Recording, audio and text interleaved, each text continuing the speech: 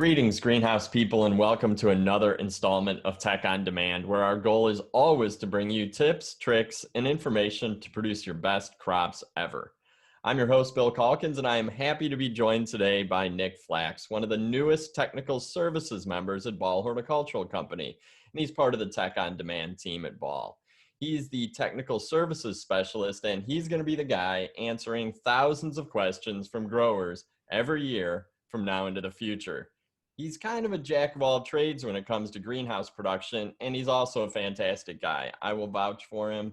You guys are going to like him. This is going to be a fantastic set of presentations, and you're going to hear a lot more from him in the future. So, Nick, how's it going in the new role?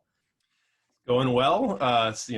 Kind of moves at a mile a minute, and but I'm really enjoying it. Getting settled in. Ball is a really interesting company. There's so many different moving parts and different facets, and it's really cool for someone like myself to now be a part of this team and have an opportunity to work with so many different growers out there, and have opportunities to help support different parts of the company on the technical services team. So I'm very excited to be here and look forward to doing a lot more content with you in the future. For sure. And I think you probably just scratched the surface when it comes to moving pieces and parts within Ball. But, probably in a decade, you'll figure them all out. Yeah, So right. I am really grateful and happy to have Nick on board. And he's definitely energetic. And that's good because his job is going to be really fast paced. So speaking of fast paced, why don't we go ahead and get started? We are here today back to talk about at-risk crops and the inherent challenges with specific crops grown all across North America and really around the world. And like I've been saying, if you're following this series, at-risk crops are the commonly grown plants that often come under pressure from specific pests and diseases. So this time, Nick's going to join us to focus on tomatoes, obviously a key vegetable crop produced by many, many of you out there.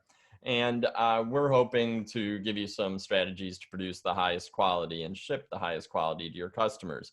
So Nick, why don't you go ahead and share your screen and kick us off with tomatoes. And real quick before he starts, I just want to remind the listeners and viewers that you're going to find a full overview presentation and document covering at-risk crop protocols linked in the show notes. And that's where you'll learn a little bit more about the disease triangle that impacts all plants.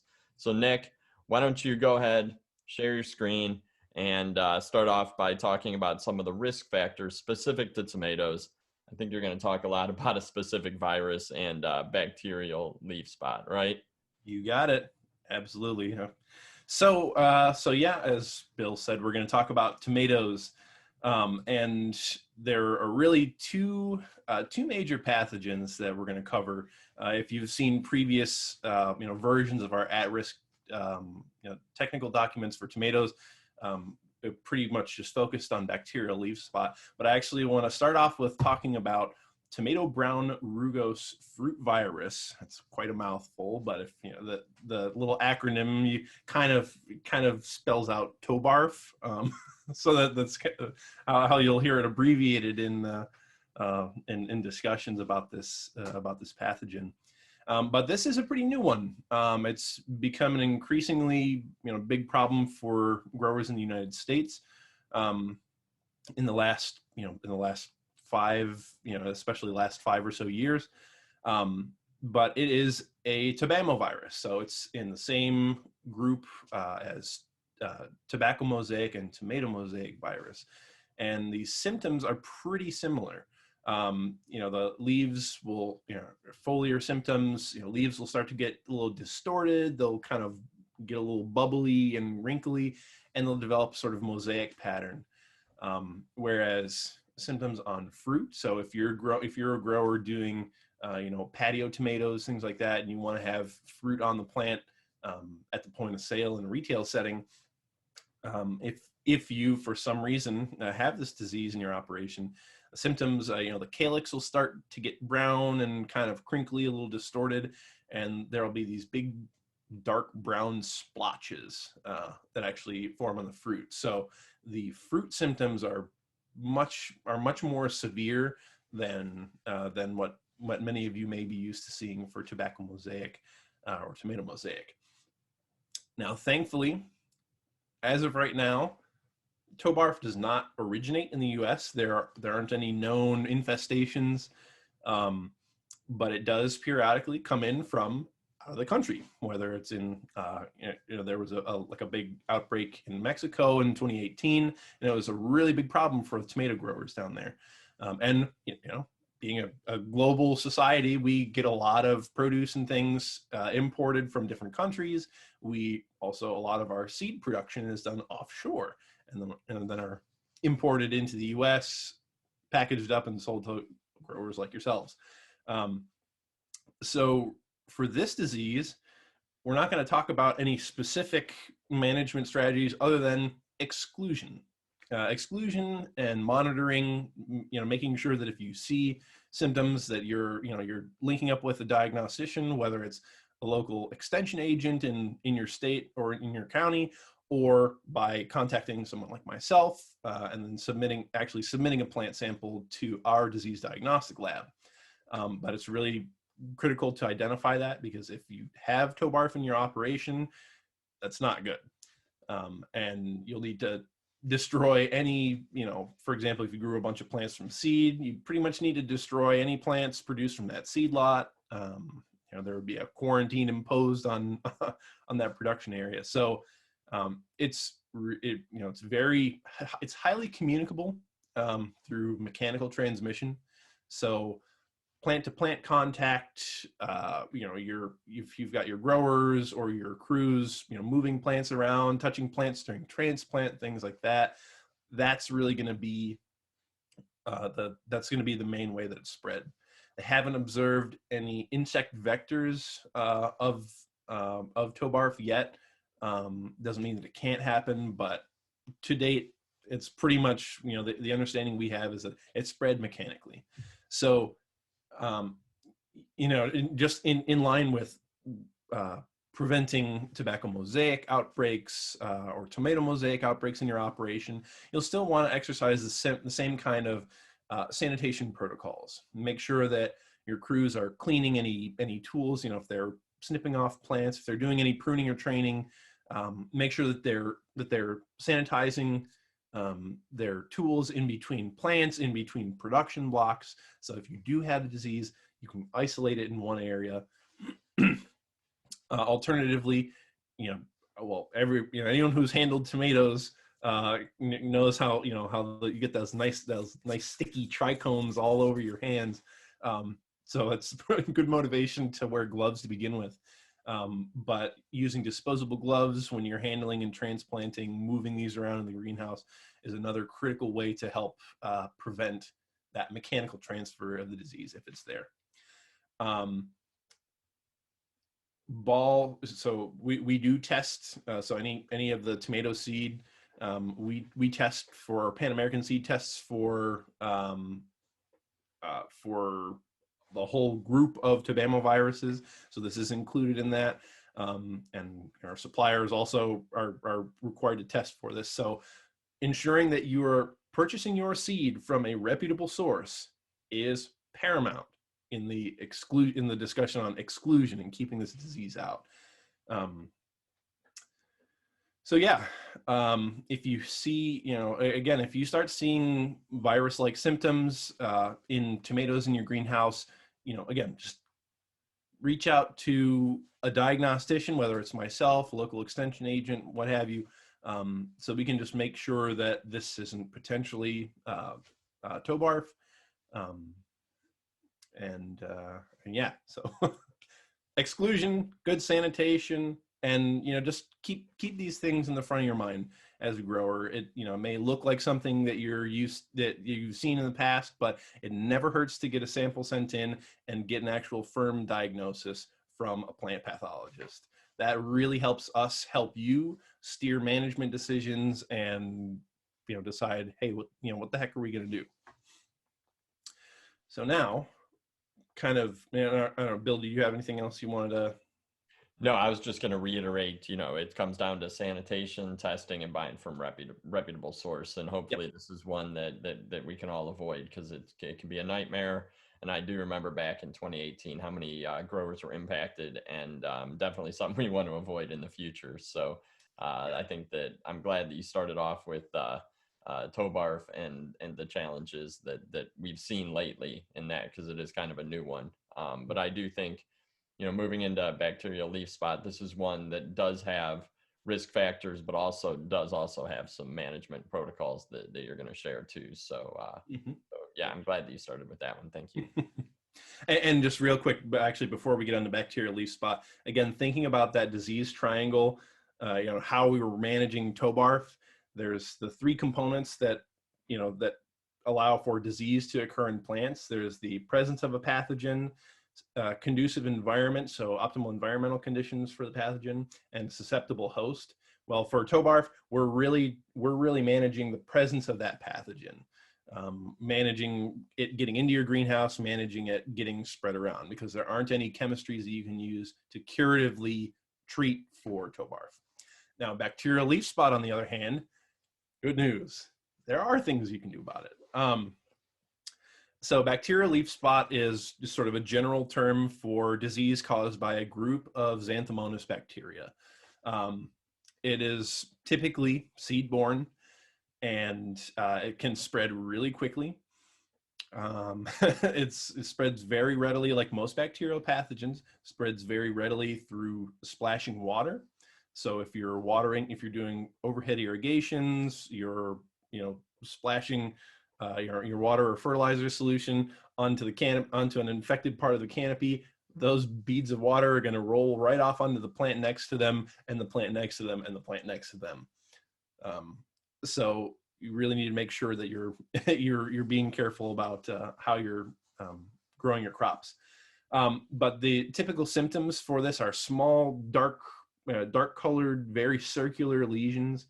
They're typically dark brownish, but a lot of times they'll have a little yellow halo around that little brown lesion. And that's actually the active site where the bacteria are really rapidly multiplying, and they're basically just, using up the resources at the point of infection and working their way outward. So if bacterial leaf spot goes unchecked, it's basically just all those lesions are going to start to coalesce. They're going to cross edges, and it's just going to totally collapse the canopy and any infected leaves. So residue management, making sure that if you get bacterial leaf spot in, and making sure that you're managing it so that it's not spreading to any adjacent plants is really key. So let's talk about some specifics for how you can help manage the spread of bacterial leaf spot, because there are a few different ways that you can attack this, again, from that disease triangle perspective. Environmental conditions are a little bit tougher to manage, but there are definitely some considerations to make. If you can keep your temperatures in the greenhouse pretty moderate, that can actually help slow down infection. Bacterial leaf spot, the optimal temperature range for infection is about 75 to 86 degrees. Now, that's not to say that if you keep your greenhouses cooler that you won't get infection, but the rate at which it's occurring is lower if you can keep your air temps low. And low 70s is, low to mid 70s is kind of that sweet spot for a lot of annual bedding plant crops. You're going to produce higher quality, more toned plants at cooler air temps than higher air temps. So that's beneficial for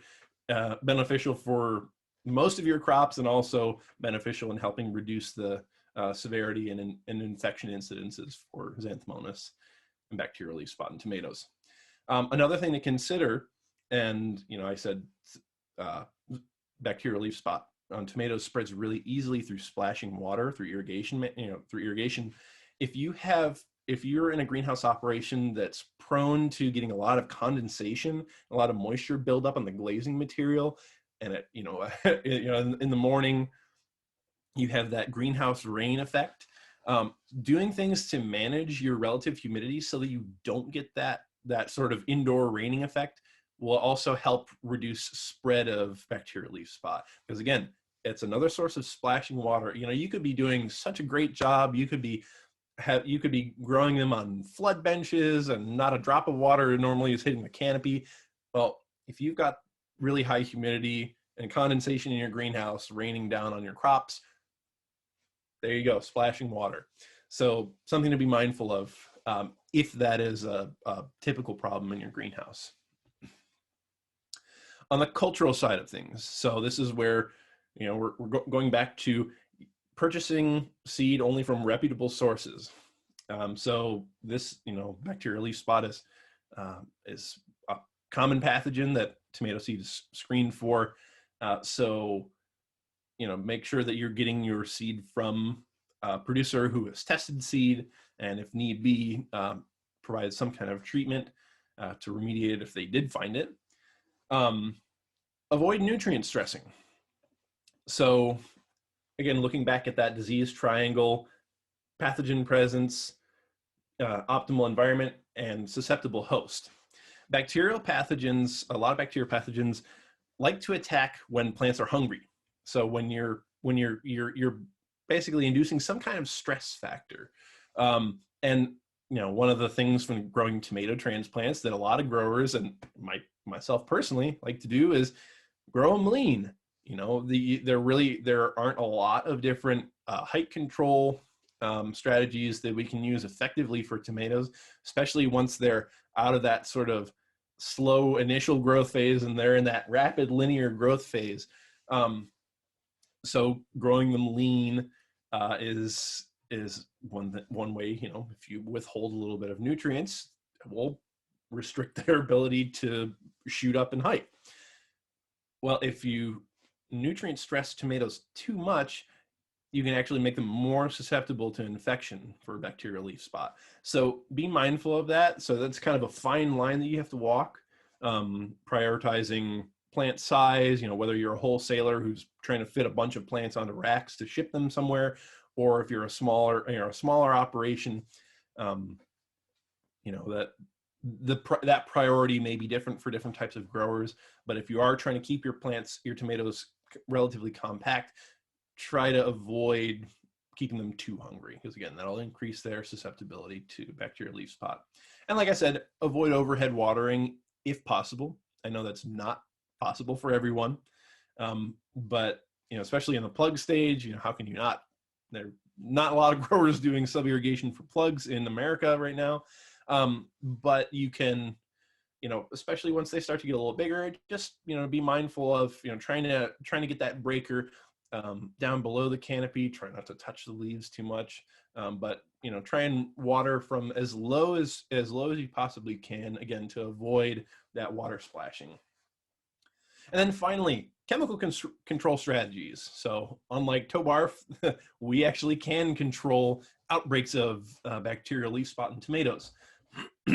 Now, the thing is, for bacterial pathogens, much like viral pathogens, once infection has occurred, you can't curatively restore that infected site. So if you have a plant and 3 little lesions start to develop, you can apply different chemistries. Typically, copper-based products are what you're going to find out there that are labeled for controlling bacterial leaf spot and are effective. You're not going to repair those 3 little lesions. However, you will be able to prevent reinfection and spreading of those bacteria on other parts of the plant canopy. Now, that being said, good coverage is critical, because any parts on the leaf surface that you don't actually get this active ingredient onto, they're not protected. So you know, make sure that when you're going through spraying, you're going over the top, and then you're also trying to get underneath the canopy a little bit too. Again, really good coverage is critical. And typically, you know, the largest group of products that are labeled for controlling bacterial leaf spot are copper-based active ingredients of some kind, but there are also some microbial products as well that have shown good efficacy, and that I've personally worked with growers who have had achieved really good control of different foliar pathogens using microbial products. So things like cease. That's a microbial. It's a bactericide, fungicide. It's kind of a broad spectrum thing. Provides control for a lot of different diseases. So if you're looking for soft chemistries or things that are OMRI friendly and so forth, cease is a good one. There's another product called Regalia.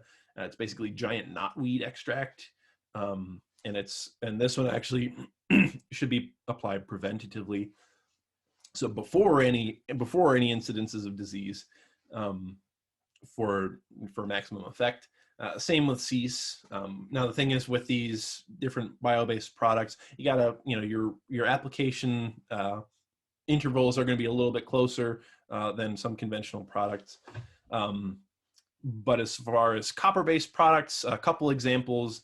Junction is a copper hydroxide mancozeb product, and there are some studies that have shown better control of bacterial leaf spot with this combination of copper active ingredient and mancozeb.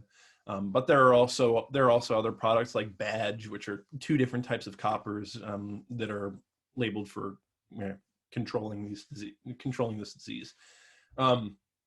Just make sure that for any of these products that you're using for controlling bacterial leaf spot, that if you are doing overhead irrigation, you're being very mindful of that, and that you're tightening that reapplication window, because once you wash off, whether it's a copper-based product or a microbial product, once you wash that product off of the leaf surface, again, that sort of protective layer of armor is gone. So be careful of that.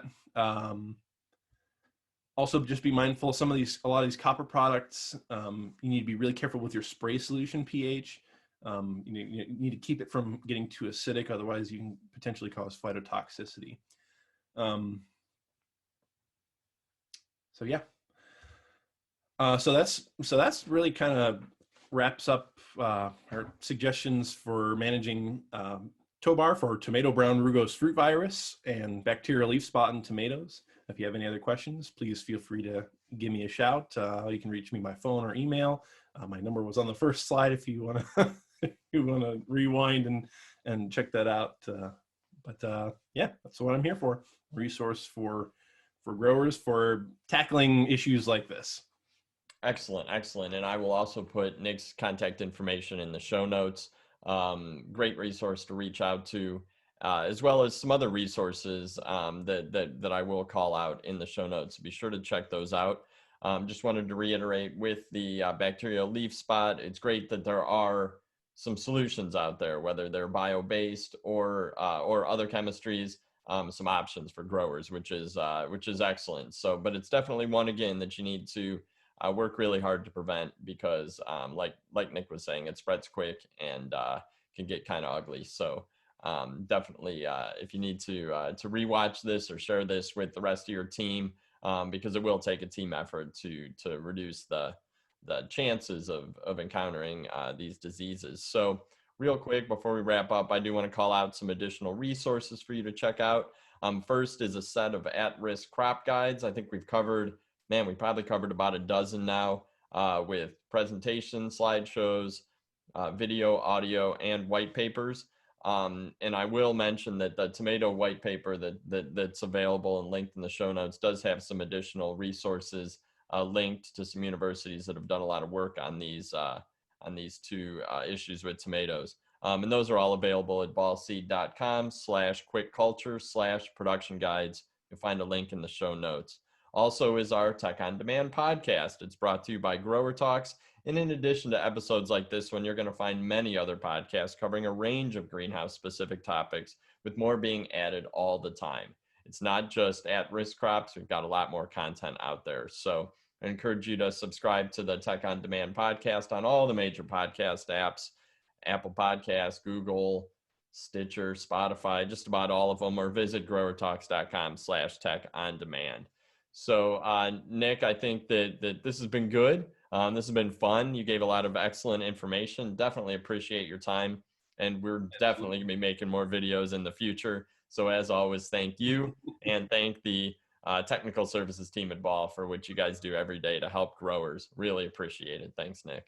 Absolutely. Thank you again for having me on here, Bill. Look forward to the next one. For sure. And I am Bill Calkins with Tech on Demand, wishing you a fantastic season. Take care out there. And if you're growing tomatoes, take special extra care out there because you don't want to run into these problems. Have a good one.